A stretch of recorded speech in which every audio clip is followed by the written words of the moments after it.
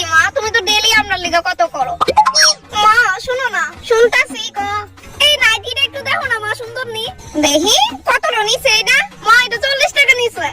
40 টাকা? আমি এত দামি কাপড় কিনলি কেন? আমার না দিলে তাছাড়া তো কাপড়ের অভাব নাই। আরে মা নাইটিটা আমার লিগা, তোমার বাপ এদিকে কত কষ্ট করে ইনকাম করে